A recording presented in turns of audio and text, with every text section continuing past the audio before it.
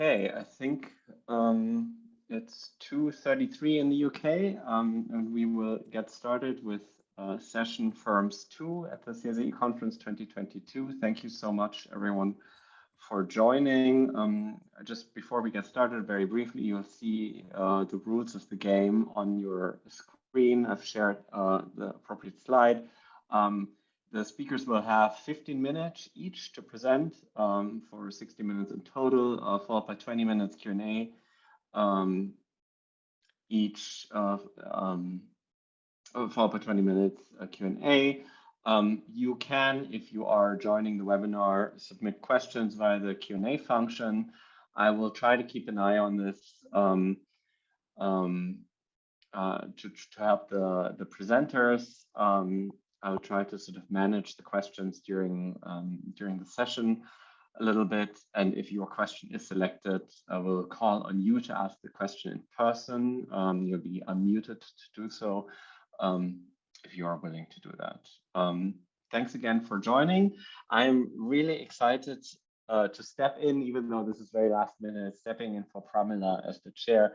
I'm really excited to be able to step in for this session because it's a set of really exciting papers that I'm curious to hear more about. And we're going to start with Vittorio Bassi, who's going to speak about pollution in Ugandan cities to managers avoid it or adapt in place. Vittorio, I'll hand it over to you and I'll let you share the slides. Hi, can you hear me, Krishnan? Yes, this is great. Okay, so hi everyone. Thanks a lot for putting our paper on the program. Very happy to present this work. This is joint with my colleague Matt Kahn, Nancy Lozano Garcia at the World Bank, Tommaso Borso at Columbia, and Jean Sardin, who's a third-year PhD student at Chicago. So in this paper, we study how small firm managers cope with pollution in developing country cities. And so air pollution has been increasing rapidly throughout developing country cities. And when you look at the causes for this, really there is the fast urbanization that is taking place, together with the rapid motorization. At the same time, urban planning remains poor in developing country cities, which makes the problem worse. So just to give you some context, Ugandan cities, that's the setting of our study, are today as polluted as Chinese cities. So here you have a typical picture of a day in Kampala where you see these lines of like old cars that are polluting and emitting a lot of particulate matter, especially within busy and congested urban areas. And so, of course, there are potentially important negative health and productivity impacts of such pollution exposure, and these have been documented in the literature. For example, recent estimates suggest that life expectancy in sub-Saharan Africa may be reduced by up to 2.1 years due to air pollution. And so in some parts of sub-Saharan Africa, pollution exposure is becoming as big of as an issue today as malaria. So in the midst of this pollution, we've got these small firms that are predominant in these developing country cities. And if you look at them, they mostly produce open air and on the roadside. So here you have a typical welder or metal fabricator from our study. And recently, the recent literature has shown how these small firms struggle really to access markets, and so end up selling face-to-face really to local consumers that really stop by on the road attracted by their products because of challenges they face in accessing wider markets. And this has been really documented in many developing countries, including sub-Saharan Africa. So what we're going to do in this paper is to study how these small firms cope with the rising and very high levels of pollution in these developing country cities. And when you look at the role that managers or owners really of these small firms may play in mediating exposure of their workers to pollution, they could do so within these developing country cities in two ways, right? They could, on the one hand, they might be able to avoid pollution if they decide to locate the firm in an area of town that is less polluted. They were going to show there is a lot of within city variation in pollution. Or they may, and at the same time, they may be able to adapt to pollution by providing their workers with protective equipment, such as masks, or putting in place organizational strategies, such as changing the time when workers commute in order to avoid pollution. And so what we're going to do in this paper is document the joint distribution of within city pollution, emissions and exposure and economic activity to shed light on these questions of avoidance or adaptation. So we're going to use novel data that we ourselves collected in urban Uganda So we're going to collect data on air pollution street by street. We're going to match it with match this with a manufacturing survey that we conducted that includes measures of managerial quality through standard managerial practices surveys. And then we're going to match this also with the road census for Uganda and with a new phone survey that we're just having in the field. So I'm excited to tell you a little bit about some of the results here that help us shed light on some of the mechanisms. So we find three main findings. So first, we show that there is bundling. So road traffic, so these large roads combine or bundle a bad, which is exposure to very high levels of air pollution, but also good, which is output market access, right? And so we find no systematic avoidance. So managers are attracted by the profits that can be made on these large roads that provide access to customers. And so managers sort to the more polluted areas. And we're going to document that in doing so, they expose their workers to substantial amounts of pollution. And we're going to quantify the implied impacts on worker productivity and health. We find differential adaptation, however. The better managers better protect their workers, conditional on locating in these polluted areas through both protective equipment and organizational strategies. So our study took place in a representative sample of urban areas of Uganda. These are sub-counties. You can see them here in blue. In each of these, we collected all our data that I told you about in the previous slide, and I'll describe in more detail. So how we're going to think of each of these sub-counties, which is like a large neighborhood, we're going to divide this for the empirical analysis, and I'll come back to this in a series of grid cells, right? And so you should think of everything we're going to do as happening within these sub-counties. So within sub-counties, we're going to split this into grid cells, and we're going to study location choice, adaptation, and from density within sub-counties, so within urban areas. And this is really opposed to the literature that's looked at kind of the role of pollution in terms of choice of whether to work in a big city or in a small city. Here, we're really going to look at the choice of where to locate within the city.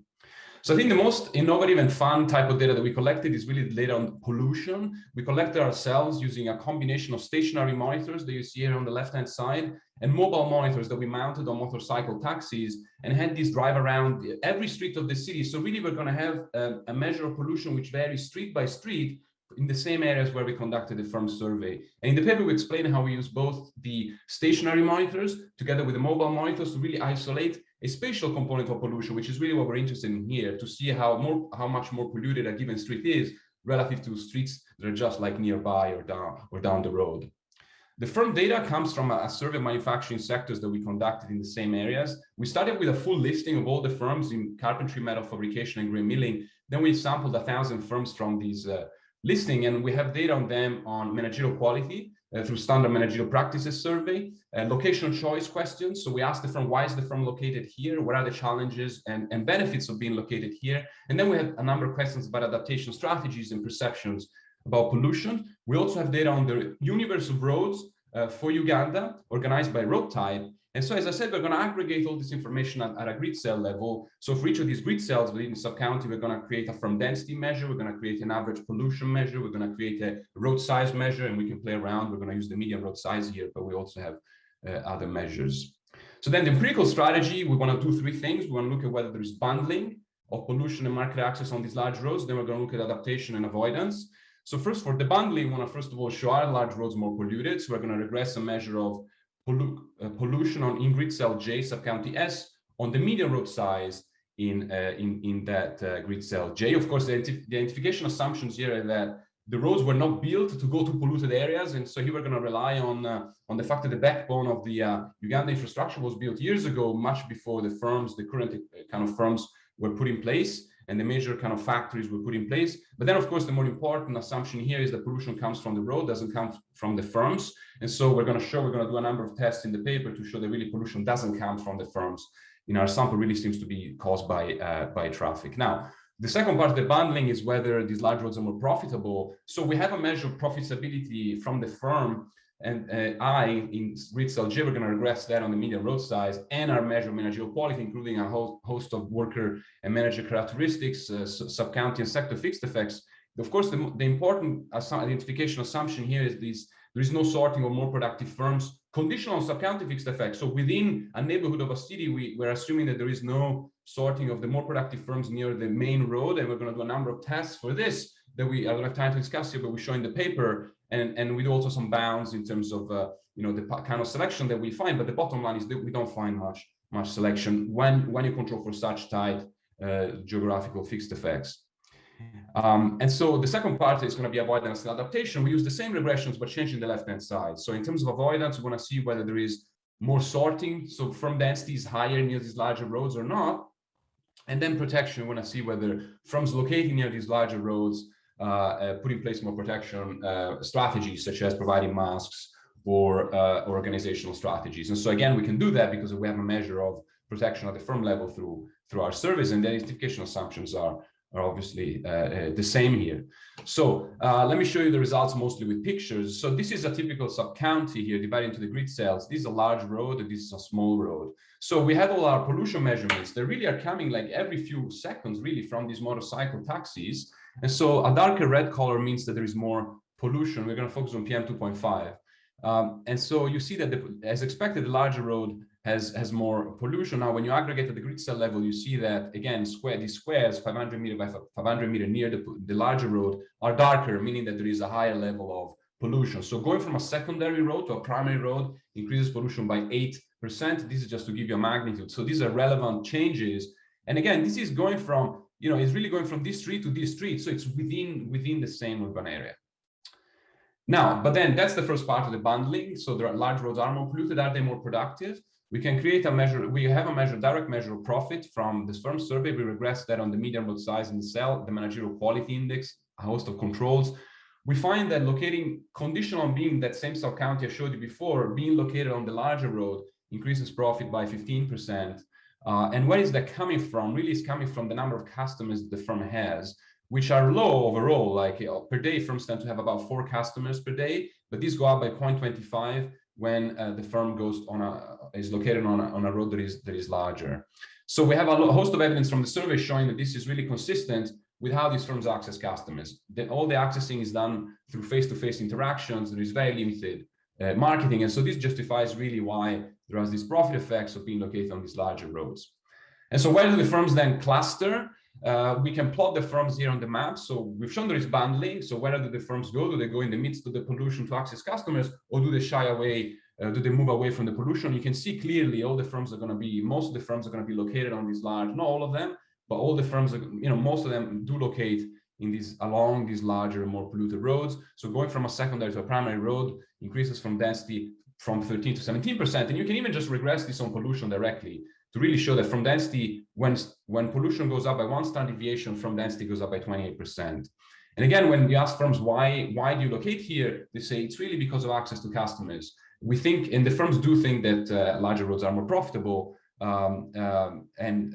because they bring more customers. And we don't find differential avoidance by managerial quality. So while managerial quality predicts profits, it doesn't predict where firms locate. And again, it seems like everybody's really attracted by this profit opportunity. So we try to kind of put into context these results on sorting on larger roads. What we can do is to replicate these results for the whole of Uganda using the census of business establishments, because we have the universe of Ugandan roads, we have the universe of firms from the firm census of Uganda, and so we can just overlay a grid cell all over the country and just replicate the same regression. And the nice thing there is that we can do it across more sectors. So in column 1, it is the estimate of sorting of firms onto medium larger roads from our survey. This is manufacturing from the census. We have a remarkable similarity of the coefficient. This is not surprising. We have a representative sample here. But then what's interesting is that if you replicate these sorting results on large roads by sector, in these other columns, what you see is that manufacturing really seems to behave like low-skilled services, right? Rather than high-skilled services like your banks or consulting services, which are not as concentrated on large roads, but the low-skilled services, these are hairdressing effectively, behave like so manufacturing is behaving like low-skilled services. And this is interesting because I would like to replicate this regression for the US.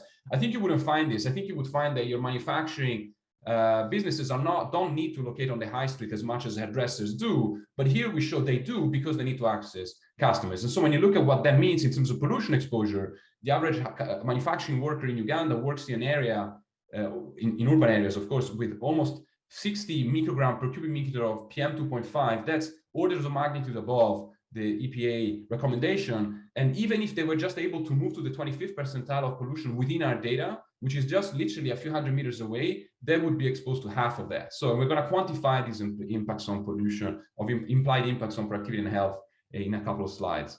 So before doing that, let me show you though that, however, the better managers do adapt more to the pollution. So This is a regression of strategies to adopt strategies to protect workers from pollution. In column 1, we have whether the work manager provides pollution protective equipment, such as masks, to their workers. We see that an increase in once this is standardized, so one standard deviation increase in managerial quality increases the provision of pollution equipment by 2 percentage points. And this is from a mean of very small. So there's very little protection provided, but better managers provide more. And also they allow more flexibility in commuting times, which I think is interesting. So they allow their workers to commute at times outside rush hour that of course potentially minimizes also exposure to pollution. And when you ask the workers about what they do, workers working for better managers protect themselves more, and they're more concerned with the impacts of pollution on health, and they're more likely to say that they would like low exposure to pollution as part of their ideal job. And we do a number of tests in the paper to show that this doesn't really seem to be driven by the sorting of better workers to better managers. It really seems to be more of an impact of managerial quality on perceptions of their employees. So there is some adaptation, but this is very, if you look at the means of some of these variables, this is quite low. And also what's interesting, it doesn't seem to vary a lot spatially. So we don't find a lot more adaptation in more polluted areas on these larger roads. And so with the survey that we have currently in the field, and I can share a few preliminary results, we're trying to understand why we find this limited spatial heterogeneity in adaptation and why there is low avoidance overall. Why are the firms really located in these more polluted areas? Because I think so the big question here that I think is very relevant for policy is this location choice and protection choice made under full information on the spatial distribution of pollution? Because of course, if the managers don't know that these large roads are more polluted, then they're not factoring in, they're not internalizing, because of course the costs of locating there, and so potentially imposing a big impact on their workers. And so we asked these questions in the follow-up survey. We test the knowledge of managers about the spatial distribution of pollution within the city, that we can do because we know the truth now. We've done the pollution measurements. And so we find that it's preliminary, but some evidence managers seem to be imperfectly informed about spatial differences in pollution across the city. However, they do recognize large roads as being more profitable, but they don't really recognize them as being more polluted, or at least they're not so worried about the fact that they may be more polluted. What they're worried about is that these large roads have higher rents. You have to pay higher rental prices, which we also verify in our survey. However, the high ability managers seem to, and again, this is preliminary, but we already start to find some evidence that they report higher willingness to pay for more information on pollution levels within the city. We try to sell information to managers, and the high ability managers are more willing to buy or purchase this information. So there's some, again, consistent with them being not more aware of the spatial distribution of pollution, but be more aware of the effects of pollution on worker productivity and health. And so we can quantify to finish. Okay. Can I just, this is the last slide. Can I just? Sure. So we can just do, I just want to say, we just do a very quick back of the envelope calculations in terms of what would be the implied impacts of this exposure on pollution, on health and productivity, taking estimates from the literature in terms of the causal effect of PM 2.5 on health and productivity. And what we find is that, again, we can do this exercise where moving workers from the median exposure that they find now to just the 25th percentile of exposure would have very big effects on productivity and health, right? It would increase productivity by almost 20% and would increase life expectancy by, if assuming they work their entire life in these areas, by 1.4 years. However, managerial quality has a positive effect, but it has very, when you try to quantify the implied impacts on productivity and health, this is very small. And so again, this is potentially, and I'll conclude here, this is potentially important because there are large implied costs of the pollution exposures on workers. And this is really, it doesn't seem like managers are fully internalizing these.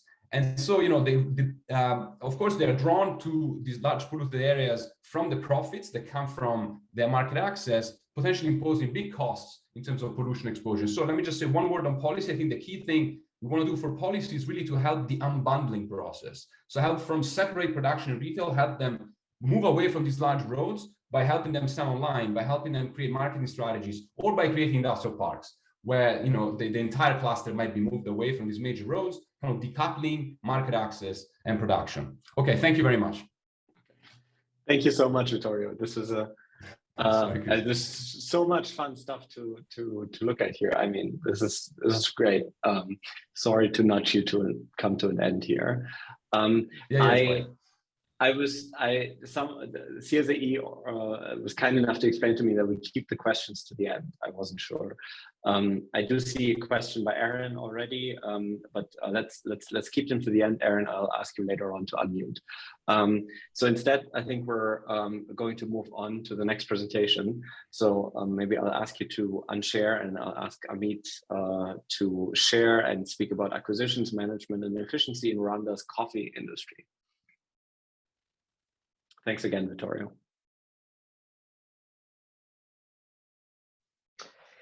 Hi, Krishnan. Can you see my slides? Sorry, we can see your slides. We can hear you. Yes. Okay, great. Sorry, my internet is a bit wobbly, so I will just carry on and then try and switch on my video a bit later. Sounds good. Okay, well, thanks, Krishnan. Well, thanks to the organizers, and thanks, Krishnan, for chairing. I'll be presenting a empirical project that investigates firm performance when there's an ownership change, in particular, when that new owner is a foreign entity. And once I document that there are performance differences due to ownership changes, I'll try and unravel possible drivers of performance differences. This is joint work with Rocco Machiavello at the LSE, and very much look forward to your feedback. So we're motivated by three observations. There's significant persistent performance differences across firms within narrowly defined sectors. That's been very well documented now, and there has been a growing interest in understanding these differences. At the same time, there's also been research connecting such performance differences with management practices. And the third fact is that firms in less developing economies are worse on average, and their performance is much more dispersed. To the extent that we think performance differences are related in part to differences in management practices, it raises the natural question of how can we improve management practices in low-income countries? Now, we're not the first to pose this question. The scholars have made progress in trying to answer this question, and some of them have come up with the following ideas. So the first one is providing training and consulting services to managers of existing firms, so to improve the capabilities of incumbent managers. Aside the work by Bloom and co-authors 2012, most of the literature has evaluated interventions at the micro-enterprise level. There's evidence from multiple studies now showing that there is modest improvement, and in some instances, a bit more positive improvement, at least in low-income countries. A second potential idea is to allow for competitive forces to reallocate market shares to better firms, and thus enable the exit of poorly performing firms. Now, this sounds reasonable, that we should allow competition to take place in markets. But in environments of second best institutions, competitions might destroy rents that are necessary for firms to sustain well-functioning relationships with workers and suppliers. And then this might hinder firm performance and inhibit better management. Now, a third idea is acquisitions. So, whereby the market for firms allows to reallocate control of productive assets to entities that are able to apply them more efficiently. Now, this channel has been overlooked. It's overlooked, especially in the literature that connects with management practices, and that's the channel that I'm after today. Now, there are legitimate reasons for why it has been overlooked, and I'll spend a couple of minutes just explaining why it's been overlooked. So acquisitions usually are a rare and sudden event in any market, not just in low-income environments. Basically requires a researcher to be in a very fortunate position to look at firm performance prior to acquisition, what's happening during the acquisition and after acquisition. This is already a tall ask in any market, let alone in a low-income country setting where we generally do not see many large firms, let alone enough firms in a narrowly defined sector. In fact, in low-income countries, the predominant type of firm we observe are state-owned enterprises and family firms, and thus we rarely observe publicly ownership turnover. So just finding an appropriate context is a challenge. And I have not even touched upon the issue that many of you are already thinking about, which is the issue of causality, because acquisitions are not random decisions. And so our typical frameworks are going to be riddled with selection issues. We're going to try and make progress on these challenges that I outlined. In this paper, we're going to look at the Rwandese coffee industry, and there are several vantage points for using this sector that allows me to overcome some of the challenges that I mentioned. In particular, there is wide performance dispersion within a narrow sector across many firms. The main technology The mechanical technology in particular is constant both over time and across firms. So allowing us to say that if we do find some performance differences, it's more to do with management practices rather than technology per se. And of course, we need variation in ownership changes. And in this sector, basically, there are many ownership changes, including acquisitions by foreign firms, and thus allowing us some sensible variation to make empirical progress. So this industry is the Rwandese coffee industry, as I mentioned. The industry has been now just over 2 decades old. In 2002, there were only only 3 coffee mills. By 2017, there are around 300 mills. Besides the remarkable expansion in ownership, expansion of the industry, sorry, the ownership structure of the mills has also dramatically changed. And in fact, 2 patterns have emerged over time. One is the industry has consolidated, and there's been a rise in multi-mill firms. I define a group here as an owner who has at least 2 mills in their portfolio. By 2017, you see 50% of the industry under group ownership. And the second change that has happened is there has been entry of multinationals. In particular, what we see is 2 types of groups manifesting. In 2011, until 2011, many of the group owners were domestic owners, a third of the industry. But over time, what we have seen is the entry of foreign mills buying these mills, foreign groups buying these mills. 2 other facts which are not on the slide that are hard to depict from the picture is typically domestic firms have done brownfield investments. So majority of their portfolio are mills they have built, whereas foreign group typically do not do any greenfield investment.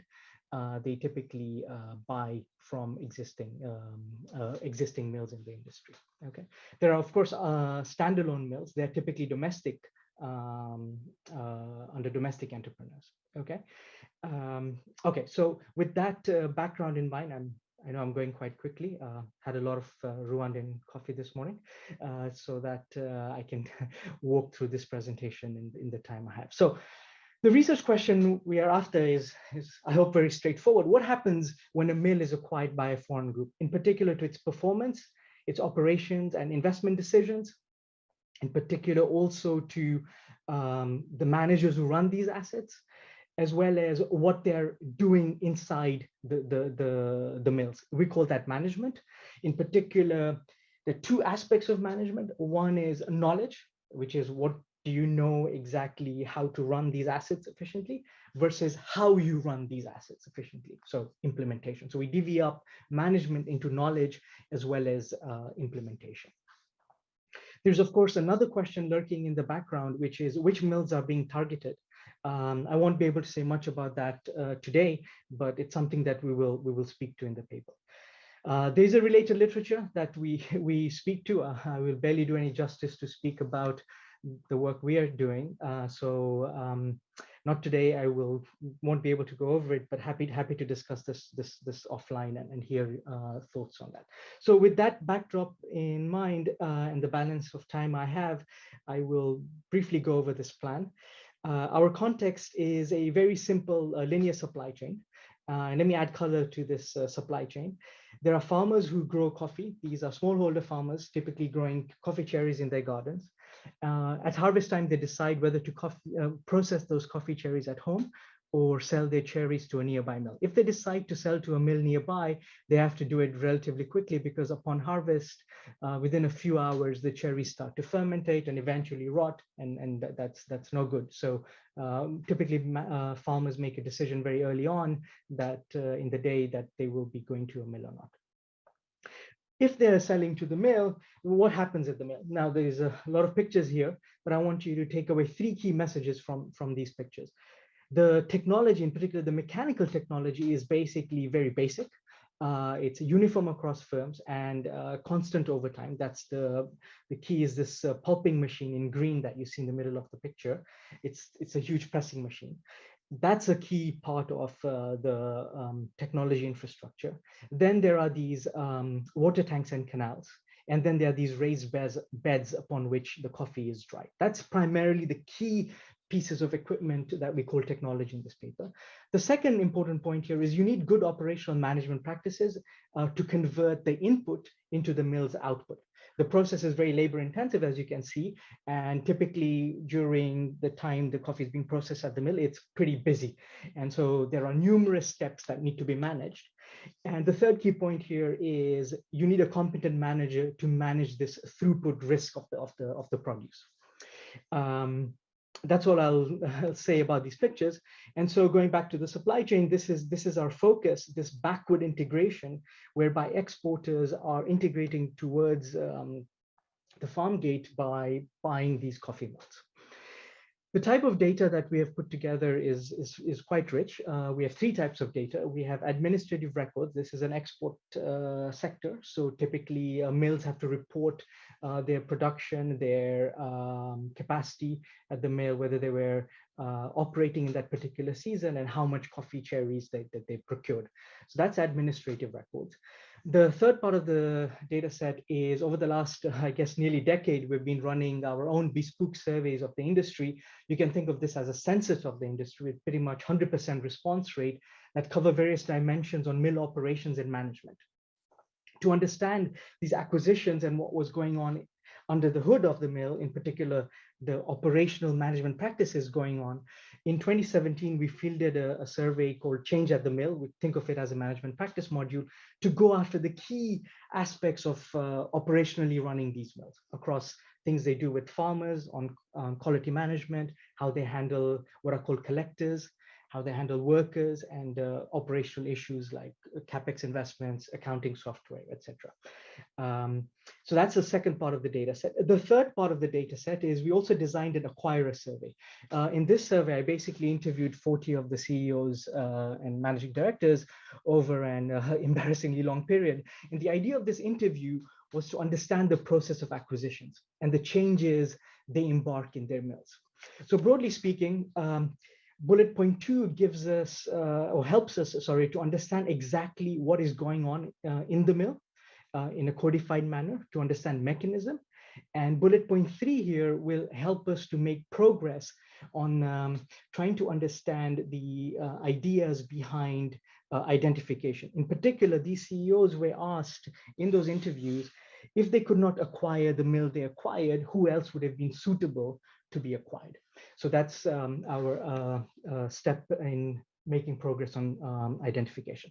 Now, putting all this together in an empirical framework, we follow the spirit of the literature. We deploy a diff sort of framework where Y is a measure of performance of mill I in year T. So we have mill and year fixed effects and an ownership change dummy. We're looking basically at variation within mill, controlling for the effect of the year. Now, as I showed you in the motivation figure, in fact, what we're really interested in is ownership changes by the two types of groups, the domestic groups and the foreign groups. So for the conversation just now, I'm just going to focus on panel B. And in particular, I want you to pay attention to the last row here, which is the p-values between the coefficient of equality between the foreign ownership versus domestic.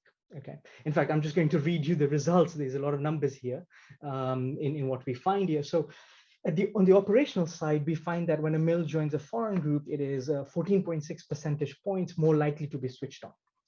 Conditional on the mill being switched on the intensive margin, we find that both domestic and foreign groups increase installed capacity. Both types of groups want to process more coffee. In fact, this also points to the fact that finance is not really a constraint for the domestic group. We also learned that foreign groups are able to procure more coffee. And if you put columns 2 and 3 together, we can create a utilization of the asset measure, which is a form of efficiency. We learned that foreign groups are able to utilize the asset much more than domestic upon acquisition. The next thing I want to quickly look at is the other parts of the pictures that I showed you. You saw a lot of seasonal workers at the mill. So I want to sort of look at the features of the seasonal labor in the mill. That's only possible through our panel surveys. And so hence the number of observations will reduce. So foreign groups are not only procuring more input. So if they're procuring more input, they're going to need more workers. And so we see that they hire more seasonal workers. The capital to labor ratio, even though foreign groups have increased capacity and brought in more workers, we see that there are more workers per machine. And lastly, we also see that the additional labor that the foreign group is bringing in doesn't have decreasing marginal returns. The new workers are as productive as the older ones. This is all pointing to the fact that the machines prior to the mill joining the foreign group were underutilized. For the domestic group, they receive less cherries, but do not adjust on their labor side. So their output to labor ratio goes down.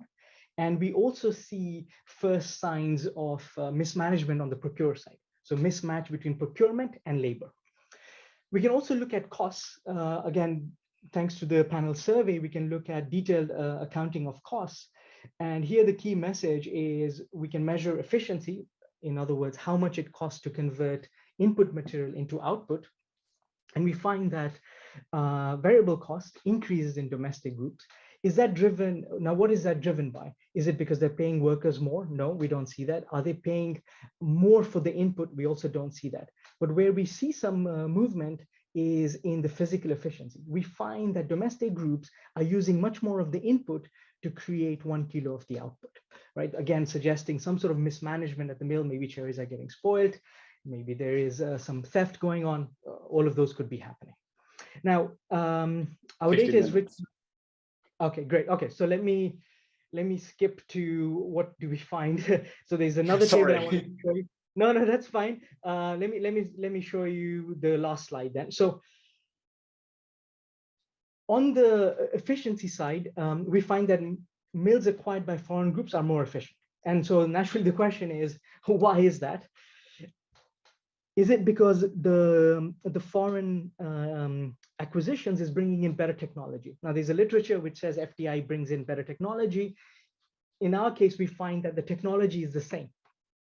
Foreign groups and domestic group, this very simple vanilla technology, they both have access to the same types of machines, vintage, model, brands, etc. Is it because they have different access to finance?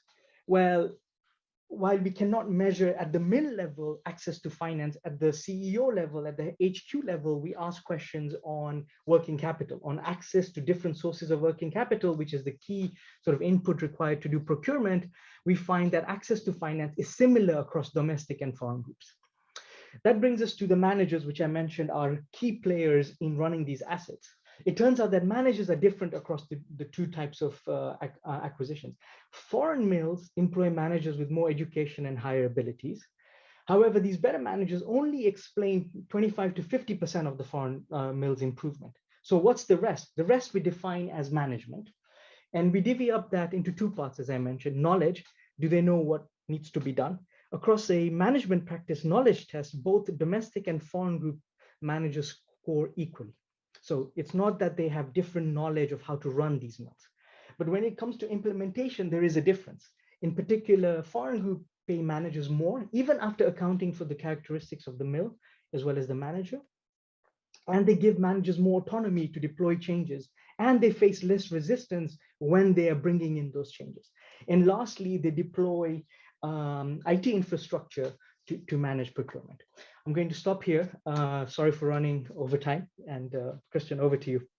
No, wonderful. Thank you so much. I mean, I love this unpacking of the managerial mechanism. This is super fantastic and really cool data that you have on the sector. Very impressive. I will stop here and we'll hand it over to Sarah Shaukat, who will speak about firms in Tanzania. What predicts the growth of small firms? Evidence from the Tanzanian commercial loan data.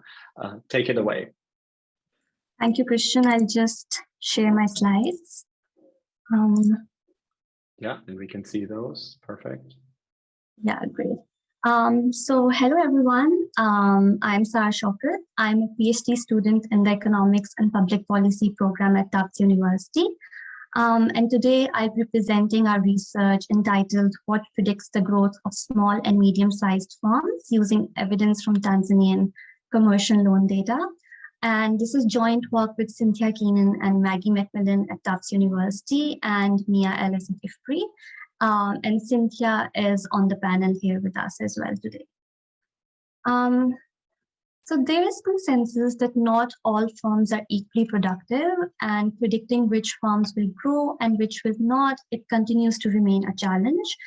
And therefore, identifying firms with a higher potential to grow and a better capacity to absorb productive credit that may have large consequences for productivity. So in our paper, our main research questions are, what are the defining characteristics of high growth small and medium-sized firms? And how do these characteristics then differ from those of low growth firms? We are also interested in using a gender lens, and to do so, we look at the differential factors that determine men's and women's success as entrepreneurs or as owners of these small and medium-sized firms. So our approach begins with using data from the National Microfinance Bank in NMB in Tanzania, which is one of the largest banks in Tanzania. And this data that we have from NMB, it has information on loan sizes and loans taken by around 10,000 unique firm owners from 2013 to 2019. And using this data, we limit our sample to active borrowers in Dar es Salaam. And for a client to be included in our study, they had to fulfill two criteria. The first one is they had to be an active borrower. That is, they should have taken at least one loan from NMB in either 2018 or 2019. And secondly, they should have taken at least 4 loans from NMB between 2013 and 2019. And this would basically help us to establish growth trends in the loans they took. So this left us with a sample of 1,331 clients that had on average taken 5.7 loans from NMB. And then we classified these 1,331 clients into 2 groups based on their initial loan size and then the growth rate of their loan sizes. And these 2 groups are a high growth group and a low growth group. So eventually our sample consisted of 235 firm owners who were classified to the high growth group, and 229 firm owners were assigned to the low growth group. We then conducted a survey covering these firm owners in Dar es Salaam from December 2019 to Feb 2020, and we were able to successfully reach out to 53% of the high growth firm owners and around 47% of the low growth firm owners. And just looking at some of the summary statistics for these firm owners on this slide. So this table on the slide, it shows in column 1, the mean for the variables that are listed on the leftmost column for the high growth firm owners. Then in column 2, those are the means for the low growth firm owners. And in column 3, we provide results for the t-tests that we do to test if the differences between these 2 groups are statistically significant. And we can see that on average, high growth firm owners are younger. They are around 7 years younger than low growth firm owners. They have less number of years since they first started business, around 3.6 years less. And just looking at some financial variables, the average loan amount taken in the past 5 years is higher for high growth firm owners in the past 5 years. And the value of available collateral is also higher for high growth firm owners as compared to low growth firm owners. So in our survey, we asked these firm owners to provide responses for multiple businesses that they owned. And as each firm owner could own multiple businesses, we have firm level data that consists of information on 306 firms. And on this slide, these are some of the summary statistics using the firm level data for the 306 firms that we have. And again, looking at the differences between the firms who were assigned to the high growth group and those to the low growth group, we can see that on average, the high growth firms, they have been in operation for fewer years, around 2 less years. They're also more likely to pay taxes as compared to low growth firms. Their owners are more likely to use internet for business. And the total numbers of workers employed by the business currently is also higher for the high growth firms as compared to the low growth firms. So just looking at the number of workers employed by the business, you can see that these are not super micro enterprises, rather these are medium-sized firms. And it's interesting in the sense because you know much less about these medium-sized firms as compared to how much we know about micro firms. And another point that I would like to mention over here is that these firms in our sample, they've already crossed one hurdle in the sense that they have graduated to borrowing from a commercial bank. And again, it's interesting to see what predicts the growth or misallocation among this group of firms. So on this slide and on the previous slide, we looked at some of the differences between the two groups of firm owners and firms, and we can see that there are some differences between these two groups, which kind of motivated the methodology that we go on to use in this paper, where we're using machine learning methods to identify what predicts the growth for these kinds of firms. So as I mentioned that we did a detailed survey with the firm owners in our sample, and we collected a lot of information such that we have more variables than observations. And given we have this high dimensional data, it then warrants the use of the lasso regularization technique, which helps avoid overfitting, produce useful out of sample forecasts, and to avoid any kind of researcher discretion. And with lasso, we know that the coefficients are chosen to minimize the sum of squared residuals plus a penalty term. So the variables that do not belong in the model, their estimated coefficients are set to 0. And what we're left with is a list of variables that predicts the dependent variable, which in our case is the likelihood of being a high growth firm owner. So we get these predictors of growth for both the firm owners and the firms. And after we fit the lasso model, we get a list of predictors of growth. We then estimate an OLS model using the selected covariates. And this is in line with recent literature on post-selection inference procedures. We then go on to use a gender lens in order to see what predicts the growth for female and male entrepreneurs and also for the firms that are owned by them. And before I move on to the results, I would like to just point out that we classify the predictors that are selected into 3 main categories, which are the owner characteristics and behavioral variables, any challenges faced by the owner in running the businesses, and lastly, financial variables. So this is the first set of results. This is using the firm level data that we have, firm owner level data that we have. So this is a coefficient plot which shows the estimated coefficients for each of the predictors of growth that are selected for firm owners.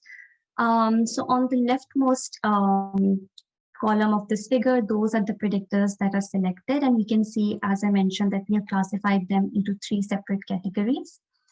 And the horizontal lines that you see, those are the 90% confidence intervals. And we know that if those horizontal lines intersect this reference line 0, those estimated coefficients are not statistically significant. So just to talk about few of these predictors of growth that are selected, for example, we can see that owner's age, that's negatively correlated with being a high growth firm owner. So on average, younger firm owners are more likely to be classified as high growth. We can see that if the owner records interest payments, that is positively correlated with the likelihood of being a high growth firm owner. Looking at some of the challenges, we can see that insufficient working capital, theft, those are negatively correlated with being a high growth firm owner. And just looking at financial variables, a higher value of collateral is associated with a higher likelihood of being a high growth firm owner.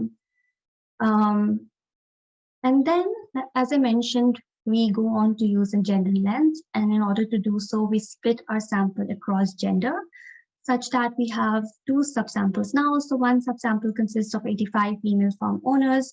The other subsample, it consists of 173 male firm owners. And then we repeat the lasso analysis for each of these different subsamples. And on this coefficient plot, we show the estimated coefficients for the sample with female firm owners, as well as separately for the sample consisting of male firm owners. So the first panel is for the female firm owners, and the second panel on the coefficient plot is for male firm owners. And we can see just by looking at this coefficient plot that a different set of predictors and also a slightly larger set of predictors is selected for female firm owners as compared to male firm owners. And it's also interesting to see that the challenges faced by the owner in running the business, those variables determine growth for female firm owners, but not for men. So for example, we can see that getting a signature from the local government authority to obtain a loan, time to get a loan, all documentation is in English is a challenge with the borrowing process. These variables predict growth for female farm owners, but not for men. So this negative trade-off does not seem to exist for men, for whom the likelihood of being high growth, it's determined more by variables or good variables, such as whether the owner records interest payments.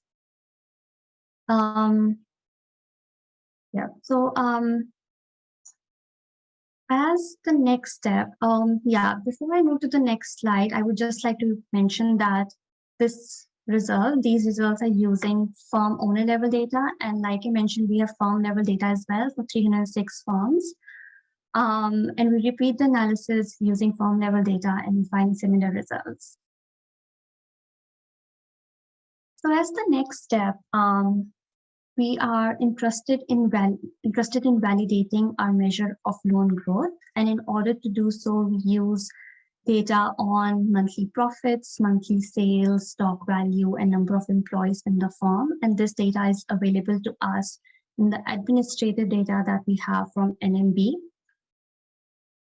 And what we do is, after running the OLS regressions that I just presented on the previous slides, where we were regressing a dependent variable probability of being a high growth farm owner on the selected covariates that we got from running the lasso. After running those OLS regressions, we get this predicted likelihood of being a high growth farm owner. And then we regress, for example, monthly profits on this predicted likelihood of being a high growth farm owner. And just focusing on column 1 of this table, we can see that a 1 standard deviation increase in this predicted likelihood of being a high growth farm owner that's associated with a 1.24 million Tanzanian shilling increase in monthly profits on average. And we can see that such trend, it holds for all the different columns in this table. And also for different dependent variables such as monthly sales, stock value, and somewhat for number of employees. So this brings me to the conclusion of our paper. So in our paper, we use machine learning methods to predict growth of farm owners and farms. And we find that we achieve high rates of predictive power. We find that responses about entrepreneurs' motivation for entrepreneurship, any constraints and challenges faced, those have predictive power over and above administrative data. We also find that there's a different and a larger set of predictors for women than men, which is again consistent with greater misallocation among female entrepreneurs as compared to men. So thank you so much for listening. I'm looking forward to answering any questions that you may have. Thank you so much, Sarah. This is really great. I really enjoyed that. And because I always thought it was interesting, this Sansona McKenzie paper always stuck with me, and I was curious why there was no more work on this along these lines. So I was really happy to see this. Again, keeping questions to the end, but getting ready for the fourth talk in today's session. I'm really interested to hear Hailegebriel talk about energy efficiency of manufacturing firms in Ethiopia, endogeneity-corrected stochastic frontier analysis. Hailegebriel, feel free to share your screen and take it away whenever you're ready. Thank you very much. Thank you very much, Christian. Is my screen visible for everyone? It's perfect. Yes. Yeah. My title is, as indicated here, is about energy efficiency of manufacturing firms in Ethiopia, panel data evidence. This is my PhD, part of my PhD work. I am a PhD student at Addis Ababa University and University of, in collaboration with University of Gothenburg, supervised by, my main supervisor is Professor Mansour Bom. To motivate or to start with motivation, it is all about resource efficiency, means doing more with less. We can extend it for natural resource, water, energy, and materials, but our focus is energy efficiency of manufacturing firms. At firm levels, efficient use of resource can reduce input cost for firms and increase their performance, their competitiveness as we define energy efficiency, reduction of energy input without with output increase and better quality of life.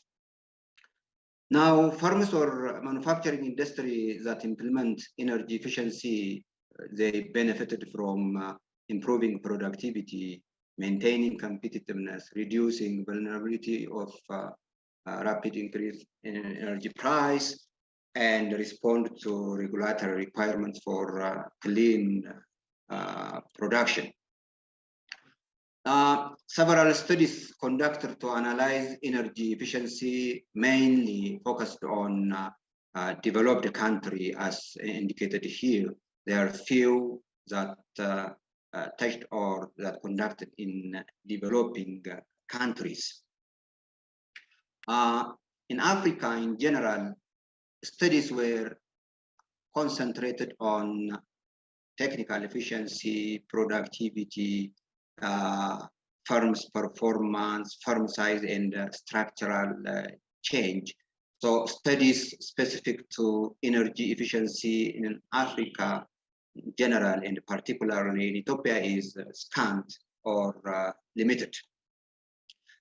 Therefore, this paper contributes to African manufacturing studies to give to contribute to the literature, to give empirical figures on energy efficiency, in addition to methodological contribution using three methods, including endogeneity, internalizing or treating endogeneity in stochastic frontier production analysis. Regarding the data source and the variable used in this paper, the data comes from large medium scale manufacturing industry surveyed by Ethiopian Central Statistical Agency. The Ethiopian Statistical Agency surveys annually, but we try to make a panel of this from yearly data. We try to make a panel data of 7,216 farmers and more than 12,000 farm years observation at the beginning. And after cleaning and making the data available for analysis, we left with finally 1,810 farmers with 4,164 farm years observation. Regarding the variables, we do have two models: the main model, the production frontier model, and the inefficiency model. So in the production frontier model, we use the gross value of output, energy, fixed capital, labor, and materials used. In the other model, in the inefficiency model, we use inefficiency drivers like export, research and development expenditure, privatization, firm size, and firm age, once we extracted inefficiency term from the production analysis.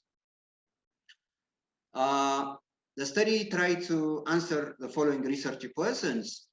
As I already introduced, it is all about energy efficiency. So we disaggregate energy into renewable energy source and total energy, where fuels, charcoals are contained in the total energy. So is there a difference in renewable energy efficiency as compared to total energy efficiency that contain charcoal and fuel? Is the main research question of this study. The other research questions try to answer what are the drivers of energy inefficiency. Do exporting improve energy efficiency? Research and development expenditure improve energy efficiency? And being large-sized firms can contribute to energy efficiencies are research questions that the study is going to answer. I'm not going to the details of the empirical strategy. The empirical strategy is mainly based on input-oriented. specifically energy input-oriented stochastic frontier production function, we extract from this production function, we extract energy inefficiency, and we regress that energy efficiency on drivers of energy inefficiency. So we started with input-oriented stochastic frontier production function, and we use the Cobb-Douglas production function as this individual or these scholars use Cobb-Douglas production function with input-oriented production function. So this is our main model. Our main model, where the dependent variable is the inverse of energy, and the independent variables are output produced, capital, labor, material. But estimating this model have some econometric problems, major econometric issue concerning estimating production or efficiency. There indicated here. We try to tackle, or we try to use different methods to come up to simply tackle this econometric issue of estimating production and inefficiency model. So we use the system GMM endogenous panel stochastic frontier model that developed by Karakaplan, and a true random effect model that introduced by Green. So we used three models to estimate the production function and extract from that production function energy inefficiency. So these are the models. These are the models that we used. The first two models used to estimate system GMM, and this one used to estimate true random effect model, and the last model that indicated in question number 10 used to estimate endogeneity-corrected, endogenous panel stochastic frontier model that introduced by Karakaplan. Then, once estimating the above production model using that three different estimators, we extracted energy inefficiency and regress on drivers of energy efficiency variables like export, firm size, research and development expenditure, firm age, privatization dummy, and industry exit effect and time. This is the descriptive statistics, summary of the main variables that we used in the main model and in the inefficiency model. As you see, research and expenditure of firms are spending on new capital equipment. About 64% of firms are spend on new capital equipment. So from the sample, 64% of firms are spent on research and development expenditure. When it comes to firms' age, on average, firms are 14 years age, and privatized firms accounts for 5%, whereas exporting firms are only 6% of them are exporting their product. When you come to the main regression result that indicated in system GMM true random effect model, endogenous panel stochastic frontier model, as you see, we disaggregate energy into renewable energy and total energy with the same variable, and we try to compare whether energy efficiency works for renewable energy or total energy. As you see, this is output 1% of to produce 1% more of, because it is the elasticity, the interpretation is in percentage, 1% of, to produce 1% of output, we need about 0.38% of energy in the case of renewable energy, whereas in the case of total energy, to produce a 1% output, we need more, 0.81% of total energy. So that one can see here from producing output using renewable energy is resource saving compared with producing output including energy, charcoal, and fuel. This term is very important. The lambda is simply the ratio of sigma u and sigma v. When lambda is significant, it's indicating that there exists energy inefficiency. So comparing renewable energy with the total energy, so energy inefficiency is higher because the lambda value is higher. The proportion for energy inefficiency and the error term is higher here. Here is the proportion that goes to inefficiency is higher compared to the proportion that goes to the error term. So we see more energy inefficiency in the total energy source compared with renewable energy. Again, we estimated the mean energy efficiency for true random effect model, for endogenous panel stochastic frontier model, and compare with the renewable energy and the total energy. As indicated in the lower panel, mean energy efficiency in the true random effect model is about 74%. That means it is possible to improve energy efficiency of manufacturing firms by 26%. But the number here is compared with the renewable energy, here is the energy efficiency is lower in the case of total energy compared with renewable energy. That means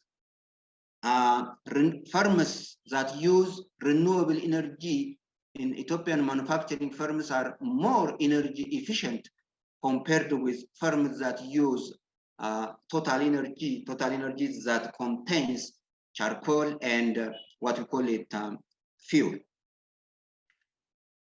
This is the distribution of the energy efficiency scores along with the percent of firms.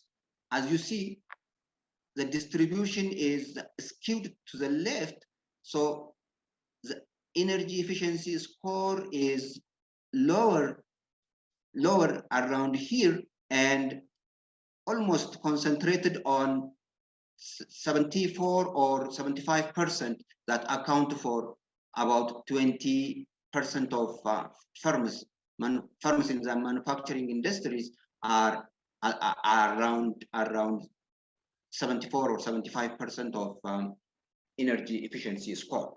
So this is for renewable energy. This panel is for the renewable energy, whereas the right panels that you see in above and below is for total energy. As you see, in the case of renewable energy, the scores are a little bit more compared with the non-renewable energy. Then you're hitting 15 minutes. Okay. Sorry, how much? I'm just saying that you are hitting 15 minutes right okay, now. Okay. I'm on the last. So we need to come to an end slowly. Okay. So this is inefficiency model that we take energy inefficiency and regress on the drivers. As you see, research and developments contribute positively to energy efficiency. Exports also contribute to energy efficiency, whereas firm size contribute to energy efficiency negatively. In the case of privatization, we do have mixed results. So we made robustness check using different data set for 2000 to 2009 used. The result is almost similar. Then finally, to conclude, there is energy efficiency variation both in source of energy, renewable energy, and total energy. Again, endogeneity-corrected models bring relatively reliable results compared to with the true random effect model.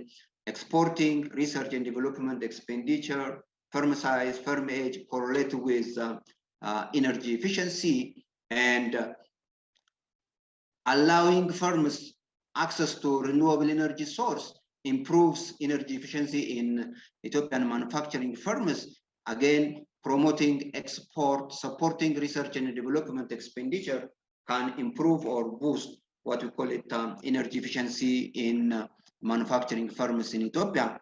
And thank you very much for your attention. Thank you so much, Haile. This is great. Very nice use of the 11- data. Good. Thank you all, Vittorio, Ameet, Sarah, and Haile, for these really interesting presentations. This brings us to the point of the session where we can open up the floor for Q&A. Aaron, I saw that you already had a question for Vittorio, and I'm going to ask you right now to answer it live. But in the meantime, if the rest of the attendees or the other panelists have other questions for any of the speakers, feel free to type them into the chat or raise your arm, and we'll be happy to take them. I don't know, Aaron, if you can now unmute yourself. Otherwise, I'm happy to read out the question for you as well.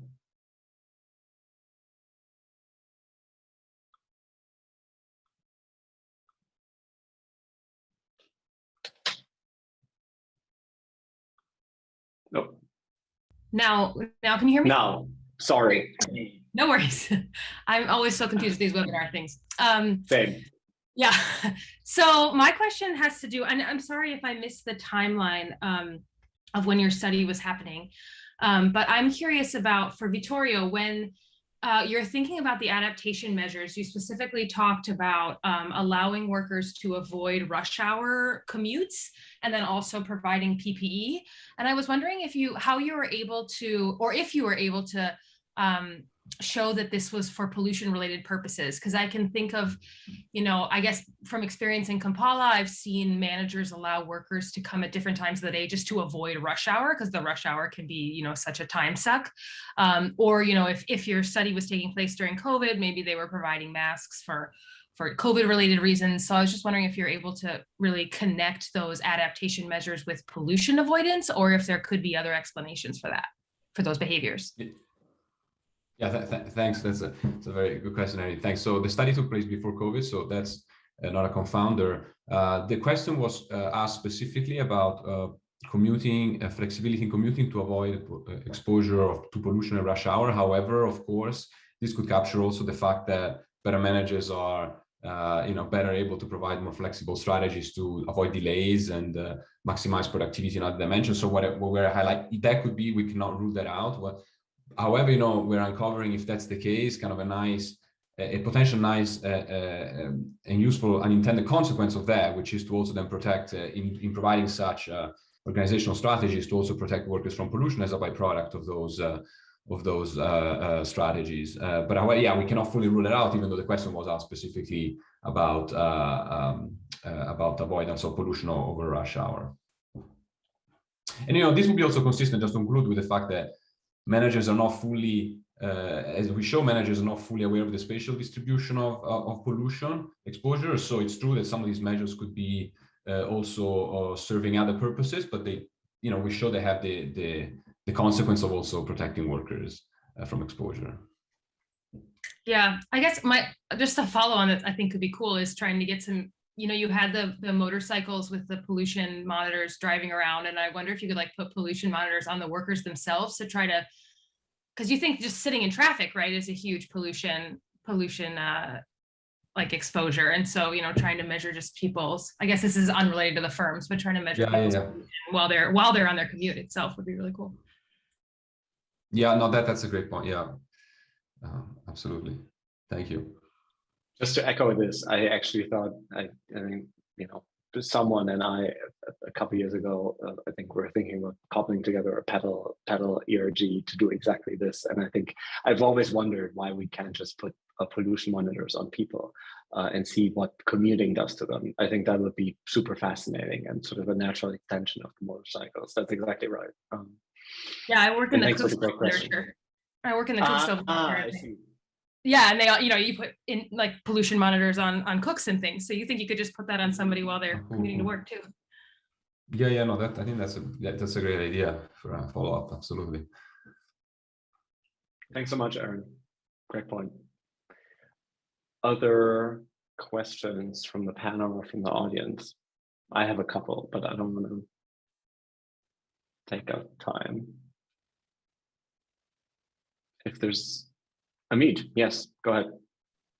Great. I just had a question to Hailegebriel. With the GERD coming into operation, the hydropower, how are we, so this is outside the scope of the project, but how do you see that many manufacturing firms are going to be prioritized with energy? And second, I guess you talked about output and labor ratios, but I was wondering, does the LMS allow you to calculate profits and kind of seeing if how costly it is in terms of switching from coal to renewables? But really enjoyed the talk. Thanks.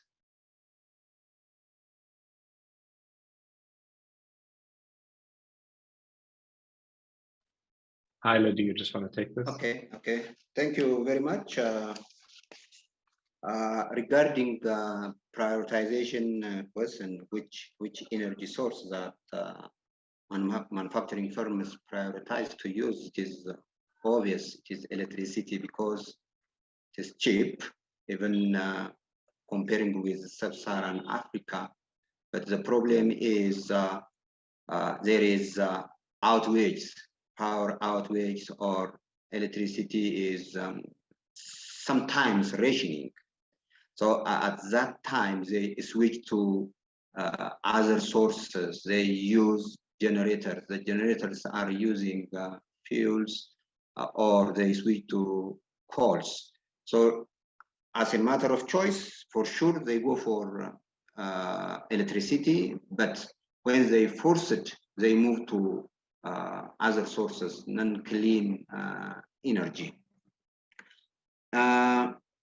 Regarding to the profit, the data that we have, or the large medium manufacturing industry data, has no profit, but still possible to calculate the profit, even though we don't have the price data there.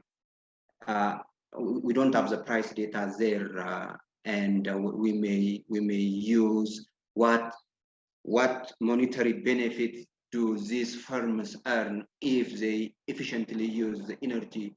So we did this in the main paper, but not presented here. What is their benefit in terms of money, in terms of monetary, if firms save energy, say 20% of energy. So we did this in the main paper, but not for profit. Additionally, Ethiopian firms or manufacturing industries are losing annual sales of 5% because of power outage. So power outage is the main problem. That is the main reason that they switch to using non-clean energy.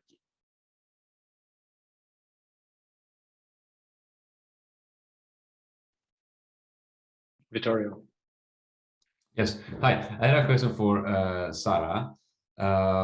So two questions actually quickly. In the prediction model, it wasn't clear to me, maybe I missed it, whether you use variables that we can think of as sort of predetermined or sort of initial, like I guess age is clearly some extent exogenous. But I was thinking, you know, some of the variables, are they measured like concurrently to when like profits and growth is measured, or are they measured kind of at an initial point, like at the time when they apply the first time for these loans?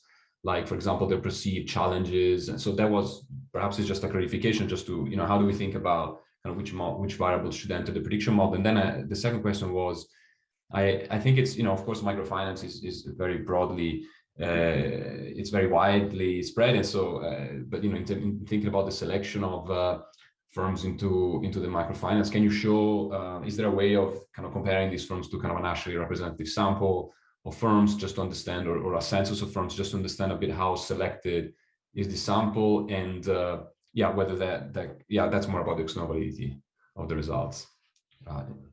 Thanks.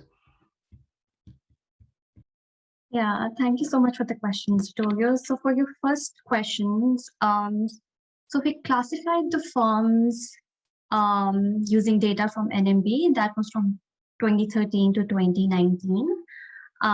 So we used information on the initial loan sizes and the growth rate in the loan sizes to classify the firms into those two groups. And then we later on went on to do a detailed survey with those firms. So the variables that we use in our prediction model are variables from that detailed survey that we did after classifying the firms into those two groups.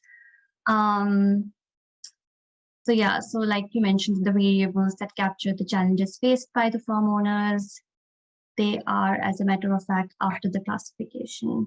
And we try to use all the variables that are there in the survey, but like, for example, in our survey, and I presented this in the summary statistics as well, like we have information on the average loan size, the number of loans taken. We don't include those variables because they're like kind of outcome variables as well. So we don't include those in the prediction model.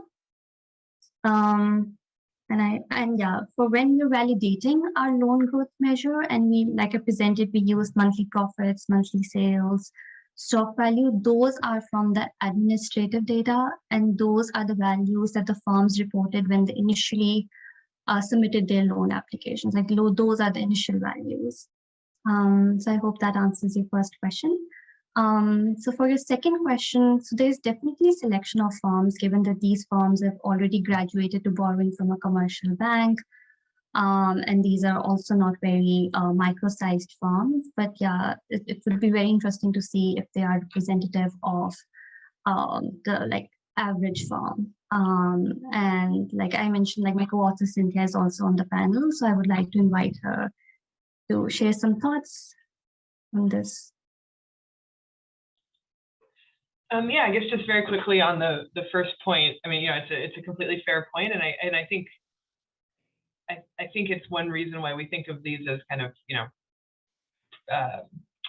this being a predictive exercise and not not an exercise that's necessarily going to have a causal interpretation. And I think also from the perspective, and this is something that we plan to flesh out more, from the perspective of interpreting the associations we find as telling us something about misallocation. I think from that perspective, it makes sense to look at the kind of equilibrium relationship between, kind of the presence or absence, or the perceived salience or absence of different constraints and other kind of equilibrium characteristics, and how those vary with higher or low returns. And in the first best, where everyone was hitting some common rate of return, we wouldn't expect those characteristics to differ. But I think it's a very well taken point.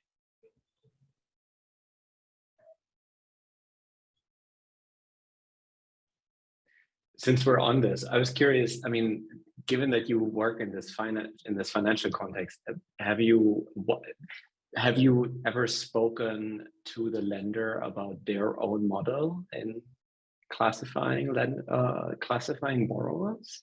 I mean, what types of variables are they using? How does your selection of how did the variables that you identify relate to this potential scoring model that they might be using? Just from a perspective of policy implications, that might be really interesting to think about. Is this completely different? Do they have no clue what they should, quote unquote, be doing? Or, yeah.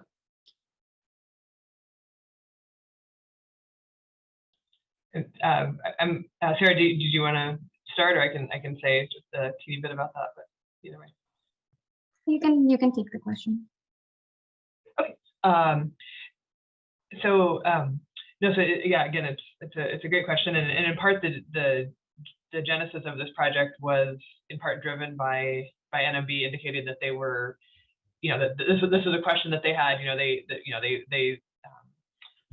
That they did not feel that they had a perfect sense of how to and I think there it's kind of twofold. I think they have a general sense, and we see this as reflected in the administrative data that they collect, that collateral is they collect information on things like available collateral and employees and profitability. And so I think there's a general sense that those things are a general sense by NMB that those things are likely to be predictive, and indeed we kind of validate that. But I think moreover, one of the things that was interesting to us is that there's quite a bit of additional predictive power of these, I'm just echoing something that Sarah said in the presentation, that those variables are not kind of sufficient statistics for this forecasting, and there's additional predictive power from perceiving that it's a barrier when loan documentation is in English, things like that. So I think I think that and I think this also relates to the question of external validity that Vittorio answered, but it would I think that there might be something potentially more generalizable there, that especially in a world where we're far from the first best, that there could be predictive information, maybe not just in the things that we think most that would most clearly enter into like what we might think of as a TSP term. But yeah, that's a really good question. Right. No, fascinating. Because I was thinking it does sound like the beginning of the sort of original Carl and Zinman science paper. We help the lender build a model, and except taken to the 21st century. 21st century, I guess. No, super cool. Anyway, Vittorio. Yes. Yeah, I had a few questions for Ameet, but let me ask maybe one here, a broader question. Maybe I can follow up on email later on the others. But so I think, so you show, I'm kind of coming from the labor angle and the kind of labor market.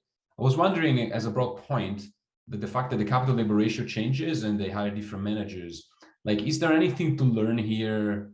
Which I think is a really interesting result. But so is there anything to learn here about the market for talent, or in general, the labor market and labor market frictions, and how maybe these, foreign firms that have better screening or better HR departments or better ability to find these managers, or do we think of just that there is just a competitive market for all this, and these firms are just better at knowing the returns to these qualities, or to just have more money or credit to purchase these inputs?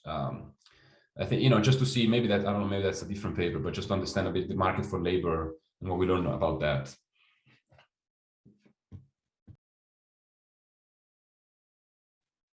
Ameet, you're muted. And also, I would probably have to bring this to a close, but it's a great question, so I'm curious to hear. I'll just say one word, and Vittorio, thanks for the question. You're right that there is a very interesting market on the managers. It's not the fact that the industry is fairly young. The foreign guys usually, in fact, both domestic and foreign group want younger managers, but foreign group get more highly educated, so university educated. And on Raven score, we find that they have higher abilities. What's interesting is when we don't have data on this, but when I discuss this with the major groups, they say that we hire managers very young, straight out of university, the best agriculture university, and then we put them through our protocols. And so they are very good in that kind of dimension. Domestic groups typically do not do that. They are hiring for also non-financial reasons, like family relationships, other political economy reasons as well. Now, we haven't documented that, Vittorio, in the paper that much, but we're planning to have a discussion of it. But it's a very important point. Thanks. With that, I'll bring it to an end. Thank you so much, Vittorio, Hailegebriel, Sarah, Ameet, and Cynthia, for joining. Thanks to everyone for the great questions. This was really enjoyable and interesting. And thanks everyone for taking the time. And we'll see you later today or tomorrow, I guess, for the rest of the conference, and hopefully soon in person. Bye-bye.